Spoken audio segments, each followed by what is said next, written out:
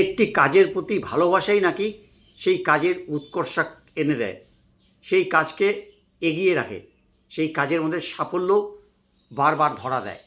তার জন্য প্রথম হয়তো প্রয়োজন কাজের প্রতি ভালোবাসা, কাজকে বোঝা। যখনই কাজের প্রতি ভালোবাসা আসবে, কাজকে বুঝবো, তখন কিন্তু স্বভাবতই আগ্রহ বেড়ে যাবে। আজ যদি এই কর্মকে নিয়ে আমি রাজনীতির আঙিনায় প্রবেশ করি, তাহলে কিন্তু দেখা যাবে অতীত থেকে আজও রাজনীতি কিন্তু প্রতিদিন সংগঠিত হচ্ছে।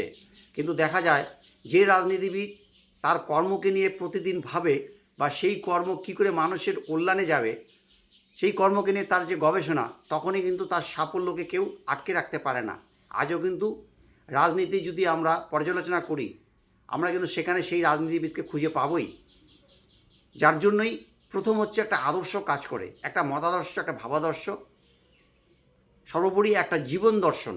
আমি কোন জীবন দর্শনের দ্বারা কোন রাজনীতি করছি, আমি জীবন দর্শনকে বুঝলাম না, সেই মতাদর্শের নিয়ম নীতি বুঝলাম না, সেক্ষেত্রে কাজ হবে কিন্তু কাজের গুণগত মান কিন্তু ধরা পড়বে না। আর আমার কাজের গুণগত মান বা আমার কাজের যে দ্বারা যে উৎকর্ষতা বৃদ্ধি হবে, সেখানে কিন্তু অন্যদের আগ্রহ কিন্তু সৃষ্টি হয়, অন্যদেরও কিন্তু সেটা আকর্ষিত হয়। আর তখনই সেই মতাদর্শ কিন্তু একটা উচ্চ মাত্রায় পৌঁছে যায়।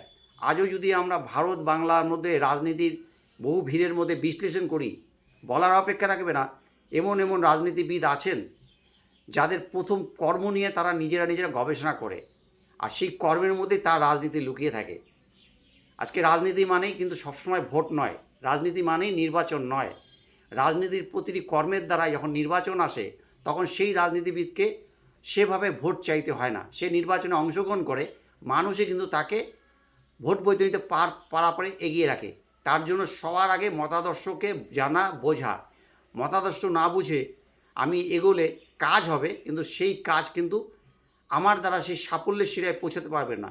সাফল্যের শিখরে যখনই পৌঁছবে না, তখন যাই হোক আমার দ্বারা একটা মতাদর্শেরও কিন্তু ক্ষতি হয়ে যায়। কারণ সামগ্রিকভাবে ভালো মতাদর্শ প্রতি ক্ষেত্রে প্রতিটি মানুষের দ্বারা যেমন এগোয়, আর প্রতিটি মানুষের ভুল চিন্তাধারার জন্যই সেই ভালো মতাদর্শ কিন্তু অনেক সময় আঘাত পায়, মানুষ কিন্তু ভুল বুঝে যায়।